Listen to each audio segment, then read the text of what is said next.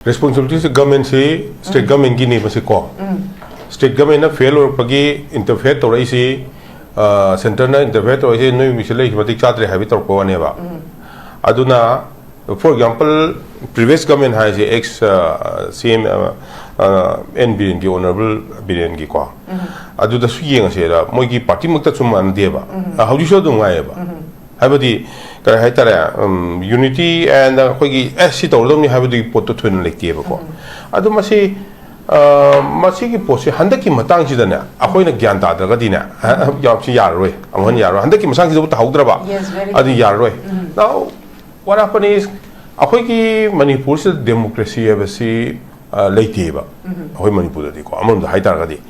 akhoi gi si lepning ba mina vote lepe akhoi imphal gi valley gi tor si ko lepning ba mina lepe aduga mana haido si ai pesa bijage sewa tawjage haiga ka gi doine ba ko ma si karma min ho abidu di thone yeng wi doine ba khoi praja su ko adagi chingdana ningthona ya ba sumda gat gat nang rani or powerful ba party du nang adu piu have the loin pi khani aduna chingi ka khoi gi dam khenare akhoi gi na ai no ji hajabado ichon mani ko adagi chingi da tampakina aduga chingi da na kano to gibne ba mai me force na lawje gibne ba ko but akhoi gi kano da dina ching da di wane ba ko si se adu tampak da di yane ba tampak da di semdok pa yane ba tampak da semdok pa yane hai ta ga di prajana semdok pa yane ba prajana ai lupa lising mga pijage seba tawjage hai bu nataba ai vote leke na thopa mi nataba vote leke na son khanda ba leba ki di tawgani ha mi sing do adu da chatla moina request to godam ne ba akhoi gi dam tan vote le pio khoi support toge we will make you akhoi na noi gi dam tang gi dam ta support toge si tawbiro adu ga kai hai tara akhoi requirement di sini na adu ga nangon da kam da so loi ko nang na talliba nasagi chinthi ba tan ba khotpa lei dina ko politician ai chinthi doine ba adu ba sing do amata tawdana akhoi senjer ke adu ga akhoi na na nasagi nangon da nang si matik chai aduga akhoi lebak sigi akhoi frup sigi akhoi gi state sigi sina tawna ba sembira usmaina aduga negotiate taw ba muga hana ko nang na pa sa no biro pamje hoji ki ori ba generation sida di usa adugi mindset chen ba mi di usa puam gani buk thaja adu ne ina haisha adu na traga di akhoi si vises circle da gumlei koi da leine ba vises circle da dum laini akhoi jwan laini aduna sky haitara adum khanadana dum laini adai kai haitara amana ama because race ni tonoi se ko mana ma pamba du ne tonoi se adugum do lak tra di adum leigedran khali ko ada some people adu sagi mi competent mi sing sina changthani ngtri se politics se changthi se kai gino bo akhoi gi sida leiba voter sing gi mind se si yeng ga ne changni ngtri se competent of me am labor. I would the Baki don't talk with state, don't tone me am labor. Tawusung with the Yam labor. Central government gas a hatang long hidana justified Torga hatanga convinced Tongon with the back. Even Prime Minister or so, some Misabu, Canovo, Home Minister or so. Convinced of one with the me am labor. Adubu, a quaggy voters in Siki, mind seeing a Gamakat, containing Tanba. Why waste time? Have done qua. Let me enjoy my life and aqua. I shall live a simple life and told the game Matasa to no haiba. I don't can buy yam labor because Mana the Changi Kaloni Matasa do me out to the low in a family really sub like Katamoga. Hana, I'm the Yaro Aduna. Changing the Haitarico, Adum Masiam Day. Masi Aduna Sumasit like the Targadi. Adum later when I was trying to. Smina Sum Adum Chakota than later when a Hoijano Poina hanging with the Hoy Haitara Delise. Baba akhoi naga kena akhoi mani puse Delhi gi matam si kyam akhoi kyam ti khena khare do kamai naga tawge ya noi na akhoi angang noi da aina hange ba akhoi gi dei kaim change tawde Delhi di pura change tawre hai na akhoi gi the same thing is there han le ko do same lai akhoi gi mapan da to chalu manipur da bu tara ba manipur da bu thabak tawra ba Delhi gi thabak nature do loin kak thokre ai haje si ni ko Delhi da like tamukpa, Delhi ki culture tarukpa, Bombay ki culture tamukpa, nupa ama natan bimcha ama. Akhoi Manipur da laba, Manipur da tabuk tarba, Manipur ki atmosphere da adjust tawgi ba. He or she doesn't want to change, and if he or she wants to change something, change tawge har ko matlab the system jine yaad hai. system sin ya hande ko leir mi ba existing system jina sima su lei ba aduna masi kai haido no gyan ta de aduga Tamil Nadu kumba adagi Andhra Pradesh kumba suma si yeng se ko moi gi government se amuna sinong pai ba amuna sinong pai ba amuna sinong pai ba amuna sinong pai to ba aduga moi government policy moi na government amana tawrum do policy ma moi gi cabinet ta decide tawrum do adu moi gi IS officers nadraga bureaucrats se sin change the hunde atopa government lakta su because that is the public money sigi public money ni habagi sense mo de yam padan lei ko aduga mo gi thinking the nationalist so thinking yam yaw mo mi da ko aduna politician or su praja oita su my state my people have sigi adum le aduna improve to no ba se dum honare ba improve to no je dum hare akoi mid day meal ka se akoi keno india government na hudu pana te ba odo se Tamil Nadu hudu ki bene ko ado hudu ke india government ko pitoro poni mathang change to no ba se honari improve to no ba pagal no ba honare ba hanak ma Tamil Nadu dum change to sine adum mi kram na hai ni Tamil Nadu ki kano Australian do yam phaba kano ni see he's done so many things for this thing the loophole khale ngone ba loophole khale bi ama se lo ri ne ba ama du sung lakwa ma loophole lo le to ni Stalin namu honar ka do ne ba ko ais adudi afabada khongjen ta ba ne ba mi na afabada khongjen ta ba akoi gi ne akoi gi na phata khongjen ta ba akoi gi na khongjen ta ba sine han khara ka hai ta bureaucrats kha phaga ka ne khalam ba aduga se adum heta highest oi khalak bi ne ba to ri se highest se mi ang gyan ta man en kan da ko highest oi khalak bi ne ba to ri se aduna masi politicians having issue bureaucrats su khara dum lai ko bureaucrats di akoionsai haji haji gi do third me da DGP kana oi ko adumana DGP police ki line mogi information law na ba khona ba kai kra yam do lo failure ni chief minister is one person who is saying he is also responsible ko aduma gi change the failure be failure ne ba du su ko information dai ke kote ha ya pote ba lai lai nga tani but then conspiracy must be there conspire to ini well planned to ini adu ta di khangdi ha bu di ya roi ba aduna khangdi a khoi manipur se phadi pa ningi yam nung din si ko adubu can't help it because the voters are also like that za akhoi gi pabung na haibi betongna ngasai gi akhoi gi ahan ba ngasai gi extortion illegal tax lauram ba je ko Imphal to Dimapur road sidane ba adu specially khoina tajarak pad nation im na lauram ba sineba adu hojik pabung na su hai haibi be hojik handak Ukhrul da thokriba issue sina maram orakanda makhoi gi expenses sing makhoi gi darkar leiba sing makhoi na khongali ba taxes sing ji karai da sizina ge habs di oza khangna leirabane ba aduga ngasai gi su da yauriba sing makhoi gi thagi palising taruk phang ba simasu tum leire aduga ground rule thugai ba sima di yam sathina ground rule si thugai de habs simasu dum akhoi gi leiriba tripartite tok da yauriba sing jina khangna leirabane adumakpu hairiba khoi gi Imphal to Ukhrul gi 202 sida hana haidi shu da yauba makhoina smaina akhoi illegal tax aduga yam open oina extortion si haidi hana yauram da mi su sum yauksalak je yauram da phurup su sum yauksalak pa je si je ngasai issue ngasai cost pudi pabung na thambiri ba cost tu adusu achauba factor madi oiga duine masida aroibada su dum karai da ta ge hakanda khoi governance si afaba good governance ma leitrabanina kaino sidi sida de dum ta ba adubu ozagi point of view da kari kaino ta haidi thambiringi ozagi point of view da di se ham da ko aina su have a party se hana su do dringa da na no no da kamna de ba adi security force ka kamna gi de ba ko adubu sik mai da na nung pepa modung da nung pepa lengoi pepa adu mu da di pesa adum lawe mo thaina da gi ko su go to dringa mamang da so dum hor pa da aduga su tawro mutung da thereafter I su ka hatara ai gi posting du lora chathre ko kanu da gi manipur da gi asam fil tajara me habdo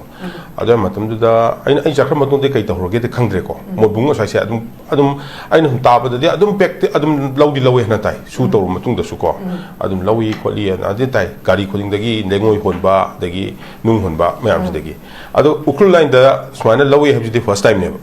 Ukhrul line lawi aduga angang oi da gi le Dimapur da gi lawi da gi tawi da di adudi kai hai tara hai ru da kana da adudi adum tawdana la ya adum kai hai tara ꯑꯩꯈꯣꯏ ꯁꯣꯝ ꯅꯥꯀꯟꯗꯗꯤ ꯂꯣ ꯍꯥꯏꯕꯗꯨ ꯂꯩꯇꯕꯒꯤ ꯇꯥꯏꯞꯇ ꯑꯗꯨꯝ ꯇꯧꯔꯦꯕ ꯑꯗꯨꯅ ꯑꯩꯈꯣꯏꯒꯤ ꯂꯥꯏꯕꯛ ꯌꯥꯝ ꯊꯤꯕ ꯑꯃꯅ ꯃꯅꯤꯄꯨꯔꯒꯤ ꯂꯣꯀꯦꯁꯟꯁꯤ ꯌꯥꯝꯅ ꯑꯃꯔꯣꯝꯗ ꯂꯥꯏꯕꯛ ꯊꯤꯕ ꯑꯃꯅ ꯗꯣ ꯑꯩꯈꯣꯏꯁꯤ ꯌꯥꯝꯅ ꯐꯔꯇꯥꯏꯜ ꯑꯣꯏꯕ ꯚꯦꯂꯤ ꯑꯃ ꯌꯥꯎꯔꯤ ꯑꯩꯈꯣꯏꯒꯤ ꯃꯅꯤꯄꯨꯔ ꯑꯁꯤꯗꯀꯣ ꯑꯗꯨꯒ ꯆꯤꯡꯅ ꯀꯣꯏꯁꯟꯕꯅꯤ ꯑꯗꯨꯒ ꯑꯁꯣꯝ ꯅꯥꯀꯟꯗ ꯀꯥꯈꯠꯂꯒ ꯀꯨꯝꯊꯕ ꯀꯣ ꯑꯗꯨꯒꯨꯝꯕ ꯑꯃ ꯑꯣꯏꯕꯅꯤꯅ ꯉꯁꯥꯏꯒꯤ ꯗꯤꯃꯥꯄꯨꯔ ꯔꯣꯗꯀꯤ ꯀꯩꯅꯣꯁꯦ ꯑꯦꯛꯁꯇꯣꯔꯁꯟꯁꯤꯁꯨ ꯌꯥꯝ ꯂꯥꯏꯕ ꯍꯥꯏꯇꯥꯔꯦꯀꯣ ꯄꯥꯔꯇꯤ ꯑꯃꯅ ꯑꯦꯛꯁꯇꯣꯔꯠ ꯇꯧꯒꯦ ꯍꯥꯏꯕꯗ ꯌꯥꯝ ꯂꯥꯏꯕ ꯑꯗꯨꯅ ꯑꯗꯨꯝ ꯇꯧꯗꯨꯅ ꯂꯥꯛꯑꯦꯕ ꯑꯩꯈꯣꯏꯒꯤꯁꯦꯀꯣ ꯑꯗꯨ ꯄꯩꯁꯥꯁꯤꯗꯤ ꯄꯥꯝꯗꯕ ꯃꯤ ꯂꯩꯇꯦ ꯊꯕꯛ ꯁꯨꯗꯅ ꯂꯥꯏꯅ ꯑꯗꯨꯃꯥꯏꯅ ꯄꯩꯁా ꯂꯧꯕꯁꯤꯗꯤ ꯑꯗꯨꯝ ꯅꯨꯡꯉꯥꯏꯕ ꯄꯣꯠ ꯑꯃꯅꯦꯕ ꯑꯗꯨꯗ ꯁꯦꯝ ꯊꯤꯡꯅꯤ ꯁꯨꯝ ꯅꯥꯀꯟꯗ ꯑꯩꯅ ꯍꯟꯗꯛ ꯇꯧꯒꯠꯂꯛꯏꯁꯤꯁꯨ ꯁꯤꯆꯨꯋꯦꯁꯟꯗꯨꯒꯤ ꯃꯇꯨꯡ ꯏꯟꯅ ꯂꯩꯔꯤꯕ ꯐꯨꯔꯨꯞ ꯍꯥꯏꯇꯥꯔꯦꯀꯣ ꯑꯩꯈꯣꯏ ꯚꯦꯂꯤꯗꯅ ꯏꯝꯐꯥꯜ ꯚꯦꯂꯤꯁꯤꯗꯅ ꯃꯩꯇꯩ ꯂꯩꯍꯧꯔꯦ ꯑꯗꯨꯃꯛꯇ ꯃꯔꯛꯇ ꯀꯨꯀꯤꯁꯤꯡ ꯗꯣꯃꯤꯅꯦꯠ ꯇꯧꯁꯜꯂꯦ ꯑꯗꯨ ꯐꯥꯎꯕꯁꯤꯗꯅꯦ ꯃꯣꯏ ꯂꯧꯈꯠꯂꯛꯏꯁꯦ ꯑꯃꯨꯛ ꯑꯗ ꯃꯁꯤꯗꯤ ꯄꯝꯅ ꯂꯩꯗꯣꯏ ꯄꯣꯠꯇꯤ ꯈꯔ ꯂꯧꯔꯒꯦ ꯍꯥꯏꯕꯗꯨꯅꯦꯕ ꯑꯗꯣ ꯁꯤꯒꯤ ꯄꯣꯠꯁꯤꯗꯤ ꯑꯩꯉꯣꯟꯗ ꯐꯤꯗꯕꯦꯛ ꯇꯧꯈꯤꯕ ꯑꯃ ꯂꯩꯌꯦꯕꯀꯣ ꯑꯁꯥꯝ ꯔꯥꯏꯐꯜ ꯑꯩꯈꯣꯏꯒꯤ IGRꯒꯤ ꯒꯦꯠꯁꯦ ꯃꯅꯥꯛꯁꯤꯗꯩꯗ ꯈꯔ ꯏꯅꯥꯛ ꯈꯨꯟꯕ ꯀꯨꯀꯤ ꯑꯃꯅ ꯃꯥꯅ ꯍꯤꯡꯒꯣꯜ ꯑꯆꯧꯕ ꯑꯃ ꯂꯩ ꯍꯥꯏꯕꯀꯣ ꯑꯗꯨꯒ ꯃꯤꯁꯦ ꯈꯔ ꯀꯧꯁꯜꯂꯒ ꯃꯥꯅ ꯚꯤꯂꯦꯖ ꯑꯃ ꯁꯦꯝꯃꯤ ꯍꯥꯏ ꯑꯁꯥꯝ ꯔꯥꯏꯐꯜꯒꯤ ꯃꯈꯥ ꯊꯪꯕ ꯒꯦꯠꯇꯨꯒꯤ ꯃꯈꯥ ꯊꯪꯕ ꯒꯦꯠꯇ ꯃꯟꯇ꯭ꯔꯤ ꯄꯨꯈ꯭ꯔꯤꯔꯣꯝ ꯇꯥꯏꯅꯕꯒꯤ ꯁꯥꯏꯠꯇ ꯃꯔꯛꯇ ꯃꯥꯜꯂꯦ ꯑꯗꯨꯒ ꯃꯅꯨꯡꯗꯅ ꯃꯩꯇꯩ ꯈꯨꯟ ꯌꯨꯝ ꯈꯔ ꯂꯩꯌꯦꯕ ꯈꯨꯟ ꯅꯠꯇꯦ ꯌꯨꯝ ꯈꯔ ꯇꯣꯉꯥꯟ ꯇꯥꯜꯂꯦꯕ ꯃꯁꯤ ꯑꯍꯥꯟꯕꯗ ꯂꯧꯕꯨꯛ ꯉꯥꯛꯇ ꯑꯣꯏꯔꯝꯃꯦꯕꯀꯣ ꯑꯩꯅ ꯄꯣꯁꯇꯤꯡꯗ ꯇꯥꯔꯤꯉꯩꯗ ꯑꯁꯥꯝ ꯔꯥꯏꯐꯜ ꯇꯥꯔꯤꯉꯩꯗꯗꯤ ꯃꯁꯤ ꯂꯧꯕꯨꯛ ꯉꯥꯛꯇ ꯑꯣꯏꯔꯝꯃꯦ ꯑꯗꯨꯕꯨ ꯁꯕꯁꯤꯀ꯭ꯋꯦꯟꯠꯂꯤ ꯂꯧꯕꯨꯛꯁꯤꯡꯁꯤ ꯂꯩꯔꯒ ꯃꯣꯏ ꯁꯦꯝꯅꯔꯛꯄ ꯍꯥꯏꯇꯥꯔꯦꯀꯣ ꯑꯗꯨꯒ ꯑꯩꯅ ꯍꯧꯖꯤꯛ ꯍꯥꯏꯔꯤꯕ ꯈꯨꯟꯁꯤꯗꯤ ꯈꯨꯟ ꯑꯣꯏꯅ ꯁꯦꯝꯕ ꯀꯨꯀꯤ ꯑꯃꯈꯛꯅ ꯃꯣꯏꯒꯤ ꯀꯩꯅꯣꯗ ꯃꯣꯏꯒꯤ ꯇ꯭ꯔꯦꯗꯤꯁꯟ ꯍꯥꯏꯇꯥꯔꯦꯅꯦꯀꯣ ꯈꯨꯟ ꯁꯦꯝꯕꯒꯤ ꯇ꯭ꯔꯦꯗꯤꯁꯟꯁꯦ ꯈꯨꯟ ꯁꯦꯝꯃꯝꯃꯤꯅꯦꯕ ꯑꯗꯣ ꯁꯦꯝꯕꯁꯤꯗ ꯃꯥꯒꯤ ꯈꯨꯟꯗꯣ ꯐꯥꯎꯔ ꯆꯠꯂꯦꯅ ꯃꯩꯇꯩꯒꯤ ꯃꯅꯨꯡꯗꯒꯤ ꯊꯣꯛꯂꯛꯄꯗꯣ ꯑꯗꯨꯃ ꯇꯦꯛꯁ ꯂꯧꯔꯝꯃꯦꯕ ꯁꯤꯒꯤ ꯄꯣꯠꯁꯤꯃ ꯂꯩꯔꯝꯃꯦꯕ ꯍꯧꯖꯤꯛꯇꯤ ꯂꯩꯇ꯭ꯔꯦ ꯍꯧꯖꯤꯛꯀꯤ ꯀꯩꯅꯣ ꯀꯨꯀꯤꯁꯤꯡꯗꯣ ꯑꯗꯨ ꯃꯐꯝꯗꯩꯗꯤ ꯂꯣꯏ ꯆꯠꯈ꯭ꯔꯦꯀꯣ ꯀꯩꯅꯣꯒꯤ ꯍꯥꯏꯁꯤꯗꯤ ꯑꯗꯨꯅ ꯃꯁꯤ ꯈꯪꯗꯦꯗ ꯄꯩꯁꯥ ꯌꯥꯝ ꯂꯥꯏꯅ ꯇꯥꯟꯕꯁꯦ ꯑꯩꯈꯣꯏ ꯁꯨꯝ ꯅꯣꯇꯤꯁꯁꯤ ꯑꯗꯨꯒꯨꯝꯕꯗꯤ ꯌꯥꯝ ꯄꯥꯝꯕ ꯃꯥꯜꯂꯦ ꯊꯕꯛ ꯌꯥꯝ ꯁꯨꯅꯤꯡꯗꯕꯀꯣ ꯊꯕꯛ ꯁꯨꯅꯤꯡꯗꯕ ꯄꯩꯁꯥꯁꯤ ꯌꯥꯝ ꯂꯥꯏꯅ ꯇꯥꯟꯕ ꯁꯤꯒꯨꯝꯕꯁꯤ ꯌꯥꯝꯅ ꯄꯥꯝꯕ ꯃꯥꯜꯂꯦ ꯁꯤꯆꯨꯋꯦꯁꯟ ꯂꯣꯀꯦꯁꯟꯗꯨꯒꯤ ꯑꯦꯗꯚꯥꯟꯇꯦꯖ ꯂꯧꯔꯒ ꯑꯗꯨ ꯃꯁꯤ ꯐꯍꯟꯒꯦ ꯍꯥꯏꯇꯥꯔꯒꯗꯤ ꯑꯗꯨꯝ ꯀꯩꯅꯣꯗ ꯀꯩꯝꯇ ꯂꯩꯇꯦꯗ ꯄ꯭ꯔꯖꯥꯗꯗꯤ ꯂꯩꯔꯣꯏꯗꯣꯏꯅꯤ ꯁꯤꯁꯦ ꯄ꯭ꯔꯖꯥꯅꯗꯤ ꯉꯝꯃꯔꯣꯏꯕ ꯁꯤꯁꯦꯀꯣ ꯑꯗꯨꯅ ꯁꯤ ꯉꯝꯒꯦ ꯍꯥꯏꯇꯥꯔꯗꯤ ꯒꯃꯦꯟꯅ ꯉꯝ ꯇꯥꯕꯅꯤ ꯒꯃꯦꯟꯗꯨꯗ ꯂꯩꯔꯤꯕ ꯃꯥꯒꯤ ꯁꯦꯀ꯭ꯌꯨꯔꯤꯇꯤ ꯐꯣꯔꯁꯦꯁ ꯄꯨꯂꯤꯁꯄꯨ ꯍꯥꯏꯔꯁꯨ ꯑꯗꯩ ꯑꯦꯅꯤ ꯁꯦꯀ꯭ꯌꯨꯔꯤꯇꯤ ꯐꯣꯔꯁꯦꯁꯇꯨ ꯁ꯭ꯇ꯭ꯔꯣꯡ ꯑꯣꯏꯕ ꯇꯥꯏ ꯇ꯭ꯔꯦꯅꯤꯡ ꯐꯖꯅ ꯇꯧꯕ ꯇꯥꯏ ꯑꯗꯨꯒ ꯀꯔꯤ ꯍꯥꯏꯇꯥꯔꯦ ꯑꯃꯇꯪ ꯊꯠꯆꯒꯦ ꯁꯤꯗ ꯑꯩꯈꯣꯏꯒꯤ ꯂꯩꯔꯤꯕ ꯉꯥꯛ ꯁꯦꯟꯒꯗꯕ ꯁꯦꯀ꯭ꯌꯨꯔꯤꯇꯤ ꯐꯣꯔꯁꯦꯁꯁꯤꯡꯁꯨ ꯑꯗꯨꯝ ꯌꯥꯎꯁꯜꯂꯛꯄꯁꯦ ꯍꯥꯏꯕꯗꯤ ꯑꯩꯈꯣꯏꯅ ꯑꯗꯨꯝ ꯇꯥꯖꯕꯗ ꯄꯥꯕꯨꯡꯅꯁꯨ ꯉꯁꯥꯏ ꯄꯟꯕꯤꯔꯤꯗꯨꯅꯤ ꯀꯣꯟꯁꯇꯦꯕꯜ ꯊꯥꯗꯣꯛꯑꯒ ꯈꯣꯝꯕ ꯈꯣꯠꯄꯒꯤ ꯄꯩꯁꯥꯁꯦ ꯈꯣꯝꯃꯤꯕ ꯄꯩꯁꯥꯁꯦ ꯃꯣꯏ ꯃꯁꯦꯟ ꯑꯗꯨꯝ ꯃꯐꯝꯗꯨꯗ ꯀꯩ ꯍꯥꯏꯅꯤ ꯊꯕꯛꯇꯣ ꯇꯥꯔꯒ ꯂꯩꯃꯤꯟꯅꯔꯕꯅꯤꯅ ꯑꯗꯨꯝ ꯈꯪꯅ ꯆꯥꯟꯅꯗꯅ ꯂꯩꯕꯅꯤꯅ ꯁꯦꯟꯁꯤꯁꯨ ꯌꯦꯟꯅꯕꯒꯤ ꯐꯤꯕꯝ ꯑꯃ ꯂꯥꯛꯄꯒꯤ ꯃꯃꯤꯅꯦꯕ ꯇꯥꯔꯤꯁꯦ ꯃꯁꯤ ꯃꯤꯌꯥꯝꯅ ꯑꯗꯨꯝ ꯉꯥꯡꯅ ꯂꯩꯔꯕꯅꯤ ꯏꯚꯟ ꯎꯈ꯭ꯔꯨꯜꯒꯤꯁꯤꯗ ꯁꯦꯀ꯭ꯌꯨꯔꯤꯇꯤ ꯐꯣꯔꯁꯦꯁꯀꯤ ꯃꯃꯥꯡꯃꯛꯇꯗ ꯃꯈꯣꯏꯒꯤ ꯏꯟ ꯐ꯭ꯔꯟꯠ ꯑꯣꯐ ꯗꯦꯝ ꯍꯥꯏꯕ ꯀꯩꯅꯣꯁꯤꯅꯁꯨ ꯌꯥꯎꯔꯤꯕ ꯁꯤꯗ ꯑꯗꯨꯅꯅꯦ ꯑꯣꯄꯟ ꯍꯥꯏꯔꯤꯁे ꯁꯤ ꯌꯧꯅ ꯁꯦꯀ꯭ꯌꯨꯔꯤꯇꯤ ꯐꯣꯔꯁꯦꯁꯁꯤꯡꯁꯤ ꯃꯈꯣꯏꯁꯦ ꯍꯥꯏꯗꯤ ꯄꯥꯕꯨꯡꯅꯁꯨ ꯍꯥꯏꯕꯤꯔꯤꯁꯤꯅꯤ ꯑꯩꯈꯣꯏꯒꯤ ꯂꯣ ꯑꯦꯟ ꯑꯣꯔꯗꯔꯁꯤ ꯆꯤꯡꯗꯅ ꯑꯃ ꯑꯗꯨꯒ ꯇꯝꯗꯅ ꯑꯃ ꯂꯩꯕ ꯃꯥꯟꯕ ꯑꯗꯨꯒ ꯊꯣꯛꯏꯕ ꯍꯧꯖꯤꯛꯀꯤ ꯀꯣꯟꯐ꯭ꯂꯤꯛꯁꯤꯗꯁꯨ ꯑꯗꯨꯝ ꯃꯈꯣꯏꯗꯅ ꯑꯗꯨꯝ ꯀꯟꯈꯠꯄ ꯃꯥꯟꯕ ꯑꯗꯨꯒ ꯑꯩꯈꯣꯏꯒꯤ ꯇꯝꯗꯅ ꯂꯩꯔꯤꯕꯁꯤꯡꯁꯤꯗꯅ ꯍꯦꯟꯅ ꯍꯥꯔꯁ ꯑꯣꯏꯅ ꯆꯪꯊꯕꯒꯤ ꯃꯑꯣꯡ ꯑꯃꯁꯨ ꯂꯩꯕꯁꯦ ꯃꯁꯤꯁꯨ ꯃꯁꯤꯒꯤ ꯃꯔꯨꯝꯗꯁꯨ ꯀꯔꯤ ꯂꯩꯔꯕꯅꯣ ꯍꯥꯏꯕꯒꯤ ꯋꯥꯍꯪ ꯑꯃꯈꯛ ꯑꯗꯨꯃꯛꯇꯤ ꯌꯥꯝ ꯆꯥꯎꯅ ꯍꯪꯕ ꯌꯥꯕ ꯖꯒꯥ ꯑꯃꯗꯤ ꯂꯩ ꯑꯣꯖꯥ ꯀꯔꯤ ꯀꯥꯟꯅ ꯊꯝꯃꯤꯅꯤ ꯆꯤꯡ ꯍꯥꯏꯕꯁꯤꯒ ꯇꯝꯄꯥꯛ ꯍꯥꯏꯕꯁꯤꯒꯗꯤ ꯈꯦꯠꯅꯕꯗꯤ ꯌꯥꯝ ꯂꯩꯌꯦꯕꯀꯣ ꯇꯝꯄꯥꯛꯇꯗꯤ ꯀꯟꯇ꯭ꯔꯣꯜ ꯇꯧꯕꯁꯦ ꯂꯥꯏꯌꯦꯕ ꯑꯗꯨꯒ ꯆꯤꯡꯗꯗꯤ ꯗꯤꯐꯤꯀꯜꯠ ꯑꯣꯏꯌꯦꯕ ꯑꯗꯨꯕꯨ ꯑꯩꯈꯣꯏꯅ ꯑꯉꯥꯡ ꯑꯣꯏꯗꯁꯨ ꯈꯥꯏꯅꯕ ꯑꯃꯗꯤ ꯂꯩꯗꯅꯀꯣ ꯑꯁ ꯃꯥꯁꯦ ꯃꯣꯔꯦꯗ ꯄꯣꯁꯇꯤꯡ ꯇꯥꯖꯔꯛꯑꯦ ꯑꯗꯨꯗꯤ ꯑꯁ ꯃꯥꯁꯦ ꯈꯔ ꯀꯥꯟꯅꯖꯔꯅꯤ ꯀꯥꯏꯅ ꯑꯦꯛꯁꯦꯞꯇꯦꯠ ꯕꯥꯏ ꯗ ꯁꯣꯁꯥꯏꯇꯤ ꯑꯃ ꯂꯩꯔꯤꯕ ꯑꯩꯈꯣꯏꯒꯤ ꯀꯣ ꯗꯤꯁ ꯏज ꯑꯦꯛꯁꯦꯞꯇꯦꯠ ꯕꯥꯏ ꯁꯣꯁꯥꯏꯇꯤ ꯑꯗ ꯑꯁ ꯈꯪꯗꯦ ꯑꯗꯨꯒꯤ ꯁꯥꯏꯠꯇ ꯇꯥꯔꯦ ꯃꯥꯏ ꯄꯣꯁꯇꯤꯡꯁꯦ ꯑꯗꯨꯗꯤ ꯃꯥ ꯈꯔ ꯀꯥꯟꯅꯖꯔꯅꯤ ꯍꯥꯏꯅ ꯗ ꯁꯣꯁꯥꯏꯇꯤ ꯍꯦꯖ ꯑꯦꯛꯁꯦꯞꯇꯦꯠ ꯑꯗꯨꯒꯨꯝꯕ ꯈꯔ ꯂꯩꯌꯦꯕ ꯃꯥꯡꯗꯒꯤ ꯑꯗꯨꯅ ꯃꯁꯤꯒꯤ ꯁꯦꯌꯔ ꯇꯧꯕ ꯈꯣꯠꯄ ꯍꯥꯏꯕꯁꯤꯗꯤ I think it's nothing new ꯍꯥꯏꯇꯥꯔꯦꯅꯦ ꯑꯩꯒꯤ ꯃꯣꯠꯇꯗꯤꯀꯣ ꯑꯗꯨꯕꯨ ꯃꯁꯤ ꯃꯌꯥꯝꯁꯤ ꯐꯍꯟꯒꯦ ꯈꯣꯠꯍꯟꯒꯦ ꯍꯥꯏꯕꯁꯤꯗꯤ ꯃꯁꯤꯗꯤ ꯑꯩꯈꯣꯏꯒꯤ ꯁ꯭ꯇꯦꯠ ꯒꯚꯔꯟꯃꯦꯟꯠꯅ ꯇꯧ ꯇꯥꯕꯅꯤ ꯁꯤꯗꯤ ꯁ꯭ꯇꯦꯠ ꯒꯚꯔꯟꯃꯦꯟꯠ ꯍꯦꯖ ꯇꯨ ꯏꯟꯁꯨꯔ ꯏꯠ ꯀꯣ ꯑꯗꯨꯅ ꯁꯦꯟꯇ꯭ꯔꯦꯜ ꯒꯚꯔꯟꯃꯦꯟꯠꯅ ꯀꯥꯏꯗꯒꯤ ꯏꯟꯁꯨꯔ ꯇꯧꯔꯅꯤ ꯁ꯭ꯇꯦꯠ ꯒꯚꯔꯟꯃꯦꯟꯠꯅ ꯏꯟꯁꯨꯔ ꯇꯧ ꯇꯥꯕꯅꯤ ꯁꯤꯒꯨꯝꯕ ꯄꯣꯠꯁꯤꯡꯁꯤꯗꯤ the responsibility lies with the state government ꯑꯗꯣ ꯃꯁꯤ ꯑꯐꯕꯗꯤ ꯅꯠꯇꯦ it's not a good thing ꯑꯗꯨꯅꯅꯤ ꯑꯩꯈꯣꯏꯅ ꯈ꯭ꯋꯥꯏꯗꯒꯤ ꯇꯥꯡꯕ ꯃꯐꯝ ꯑꯃ ꯑꯣꯏꯔꯤꯁꯦ ꯃꯅꯤꯄꯨꯔꯁꯦ ꯈ꯭ꯋꯥꯏꯗꯒꯤ ꯇꯥꯡꯕ ꯄꯣꯠꯁꯦ ꯈ꯭ꯋꯥꯏꯗꯒꯤ ꯇꯥꯡꯕ ꯃꯐꯝ ꯑꯃꯅꯦꯕ ꯍꯥꯏꯕꯗꯤ ꯑꯩꯈꯣꯏꯒꯤ ꯌꯨꯝ ꯑꯃ ꯁꯥꯕ ꯃꯇꯝꯗ ꯑꯩꯈꯣꯏ ꯁꯤꯗ ꯁꯥꯕ ꯃꯇꯝꯗꯗꯤ ꯌꯨꯝꯁꯦ ꯁꯥꯕ ꯃꯇꯝꯗ ꯄꯟꯖꯥꯕꯇ ꯁꯥꯕꯒ ꯁꯤꯗ ꯁꯥꯕꯒ ꯌꯥꯝ ꯈꯦꯠꯅꯈ꯭ꯔꯦꯕ 하이버디 랭고이 먹다 하이로 랭고이 가리에마다 1 lakh 콩 유로 돈이 오지디 디마포 랭고이 나타디 오지 사부수 야드레 아코이 사이디 오지 야우드레 실때도 야우드레 칭과이나 아드나 시 잉나 마탐다디 아코이 뿌라 쿠땅 아마네바 솜나칸다 tax lower lakpa adagi kan to ba pochai myam singji businessman to di paisa ma di mangba ya dam ni ma di adun la khol khodoi ni ada praja sing su pai ri tam ni adum lei du ni tang na aduna khitang cha ta ba khitang set pa adu tau ta ba ne ba khoi chom da di po tu tang amina ado masi asam nungai ta ba mo khomni khoi somna kan da hai ga na problem ngata ngai ba khoi somna ka je aduna di problem ngata ngai ba khom si di kari haina hai ta du dia adu sida lei ba mi sing ji competent oi haigedra oi di haigedra this is one big question ko akoi sida lei ba lengak ni haina tori ba khalai ba de system chali ba kholi ba myam sing ji masi kano to bra matik chabra chadabra whether you think about this place have any idea akoi lamdam sigi damakta khanba admana khanba mi yaubra yaudabra habadu question du yam chawum lei re ba habadi अखोई फानिंगीदना दिल्ली दगा चत्तना खोतन तौरबा बॉम्बे दगा चत्तना खोतना तौरिबा मोइदम चत्नरिबा खोनरिबा दुमदो अखोई पामेबा उरुरमनिना अदो अखोई सिदा यामते यादबिनेबा so when it comes to manipur back to square one haiduneba taurise haina haina gibdo tawne yam thina khena garjani da mi gi kanu ka concept ka अखोई concept का दम सागी आइगी लम हाबसे आइगी लम सि चखत तब यादे हाबना each and every person gi blood the yaw ta ka leba आइगी पाउ ngaro ai khad la horo re mulo ra lo re cha horo re thabuk subai ta ka leite habi wari tu adugum bai concept ta leiba khoje ado paisa yam pa ba thabuk gi suning da ba ko adugum bai concept si yam leiba so masi change over yam thi wa ni the breed ni masi se akoi gi breed hai tare ne ko ngasagi hai ru ga gum phira ga koi ru ga ala kan da hojik subject tu da pot nu tai anthropology tu pot nu tai ba aji karam no je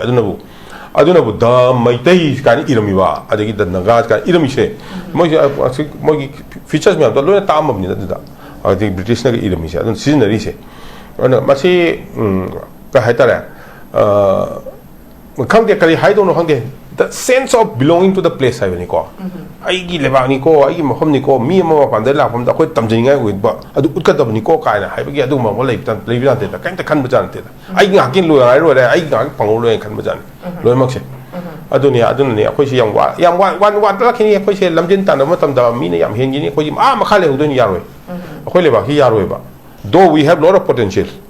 natural beauty have ma tam da lot of potential is there climate have matam da lot of potential is there aduna bu id talk to ni manipur kai tam mi se the meaning of manipur we have not understood akhoi se le ba puluk sing understand tau tre ba amaga ma set na ba ai ngam na ga ai gi tau no matam da ko adu da dum lo shal le manipur ai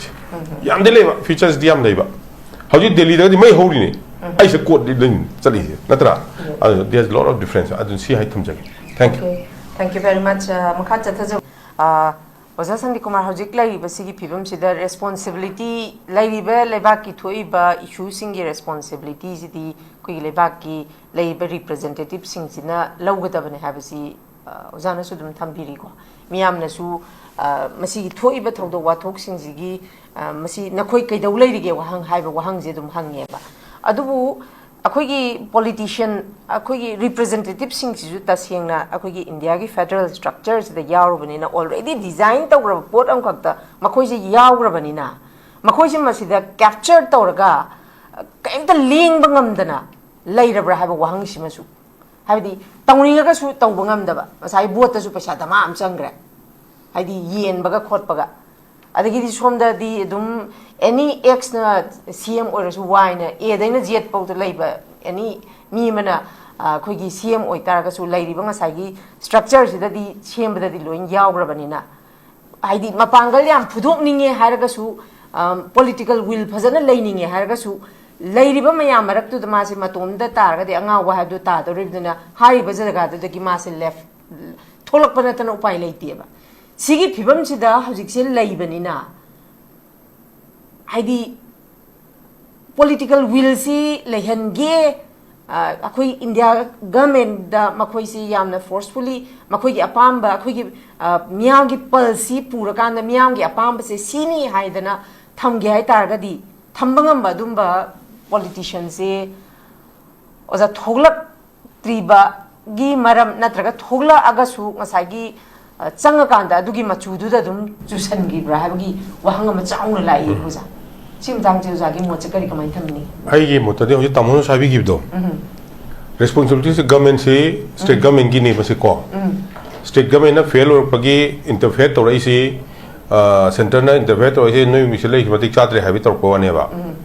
aduna for example previous government has ex CM NBN ki honorable BN ki ko adu da su yeng se da moi ki party mak ta chum an de ba how you show dum ngai ba habadi ka hai tara unity and khoi ki si to dom ni habadi pot to thun le ke ba ko adu masi masi ki posi handak ki matang ji da na akhoi na gyan ta da ga di na ya chi yar roi amon yar ro handak ki masang ji da ta haudra ba adu yar roi now what happened is akhoi ki manipur se democracy ba si leite ba akhoi manipur da ko amon da hai tar ga di akhoi ki si lepning ba mi na vote lepe akhoi imphal ki valley ki tor si ko lepning ba mi na lepe aduga mana hai do si ai pesa bijage sewa tawjage hai ga ka gi do ne ba ko ma si karma min ho abdu di thoni yeng wi do ne ba khoi praja su ko adagi chingdana ningthong na yaba sum da gat nang rani or powerful ba party do nang adu piu have do loin pi khani aduna chingi ga khoi gi dam khenare a khoi gi na ai no ji haja ba do ichon mani ko adagi chingi da tampakina aduga chingi da na kanu to gi bane ba mai force na lojje gi bane ba ko but akhoi gi kanu da dina ching da di wane ba ko si se adu tampak da di ya ne ba tampak da di semdok pa ya ne ba tampak da semdok pa ya ne hai ta ga di prajana semdok pa ya ne ba prajana ai lupa lising mga pijage seba tawjage hai bu nattaba ai vote leke na thopa mi nattaba vote leke na son khandaba leba ki di tawgani hai ba mi sing do adu da chatla moina request taw dam ne ba akhoi gi dam tan nam vote pi yo khoi support tawge we will make you akhoi na noi gi dam tang gi dam ta support tawge si tawbiro aduga kai hai tara akhoi requirement di sine aduga nangon da kaim da so loi ko nang na talliba ngasagi chinthi ba tan ba khotpa leili na ko politician ai chinthi doi ne ba adu ba jing do amata tawdana akhoi senjer ke aduga akhoi na na ngasagi nangon da nang si matik chai aduga akhoi lebak sigi akhoi frup sigi akhoi gi state sigi sina tawna ba sembira usmaina aduga negotiate taw ba muga hana ko nang na pa sa no biro pamje hoji ki oi ba generation si da diu sa adugi mindset chen ba mi di za puam gani buk thaja adu ne ina haisha adu na ta gadi akhoi si vises circle da gum nei koi da leine ba vises circle da dum laini akhoi jwan laini adu na sky haitara adu khana da na dum laini adai kai haitara amana ama because race ni tong nei se ko mana ma pamba du ne tong nei se adu gum do lak ta gadi adum leigedran khali ko adu some people adu sai mi competent mi sing sina changthani ngantri se politics se changthi se kai gi no bo akhoi gi se leiba voter sing gi mind se si yeng ga ne changni ngantri se competent ba mi yam leiba haibadi debaki dang ta akhoi gi state gi dang ta tong mi yam leiba ko taw bu sung ngada ba yam leiba ko central government ga se hetang ngong haidana justify tor ga hetang ngang ga convince taw ngada ba even prime minister or so samisa bu kano bo so home minister bu or so convince taw ngada ba mi yam leiba adubu akhoi gi voter sing se sigi mind ji ga ma kha kumthani ta tan ba why waste time haibdun ko let me enjoy my life ana ko ai se lei simple life adun taw jage matha sar ka du no haiba adun khan ba yam lei ba because mana du change khaloni matha sa du me am du di loine family memory sab life khatam hoga hai na am du yaro adun changing da ba hai tare ko adum ba se yam lei masi adum aduna sum se lakta tar ga di adum lei ta bane khoi swai sum sumaina sum adum chakhot dan lei ta bani khoi janu poina hange ngonda khoi ka hai tare delhi se baba khoi na ga kena khoi mani puse delhi gi matam si kyam akhoi yam ti khena khare do kamaina ga tawge ya noi na khoi angang noi da aina hange ba akhoi gi dei ka ing change tawde delhi di pura change tawre hai na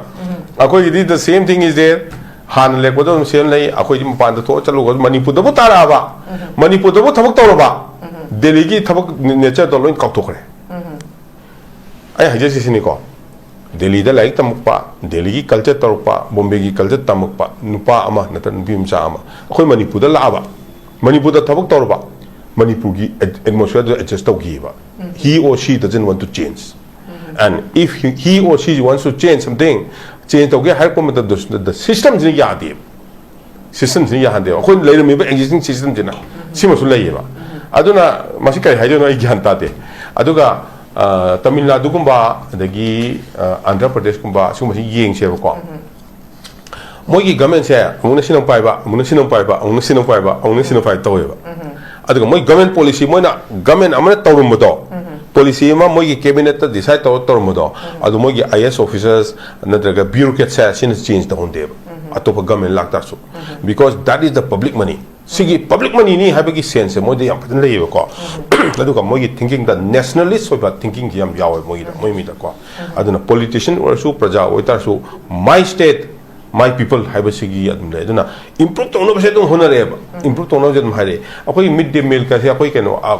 india government na hudu pana teba odo he Tamil Nadu hudu ki bene ko ado hudu ke india government ko pitoro poni mathang change to no base honari improve to no ba pagal no ba honare ba hanak ma Tamil Nadu dum change to sini adumi kram na hai ni Tamil Nadu ki kano Stalin do yam phaba kano ni see he's done so many things for this thing da loophole khale ngo ne ba loophole khale bi da amon lo ri ne ba amon du sum lakko ma da loophole le to ni Stalin namu honar ka do ne ba ko ais adu di apa da khongjen ta ba ne ba mi na apa da khongjen ta ba akoi ki ne akoi na phata da khongjen ta ba akoi na khongjen ta ba sine han khara ka hai ta bureaucrats kha phaga da ka ne khalam ba adu ko se adum heta highest oi khalak bi ne ba to ri se highest ajmi ang gyan ta man en kan da ko highest oi khalak bi ne ba to ri se aduna masi politicians having issue bureaucrats so khara dum lai ko bureaucrats di akoi panchayat hoji haji gi to third me da DGP kana oi ko adwana DGP police ki line mogi information law na ba khona ba kai ka yam do lo failure ni chief minister is one person who is saying he is also responsible ko aduma gi change the failure be failure ne ba du ko information dai ke kote ha ya pote ba lai lai nga tani but then conspiracy must be there conspire to any well planned or any adu tar di khangdi ha budi yar roi ba aduna khangdi a khoi manipur se phadi pa ningi yam nungdin si ko adubu can't help it because the voters are also like that aduni si hai tam de okay thank you very much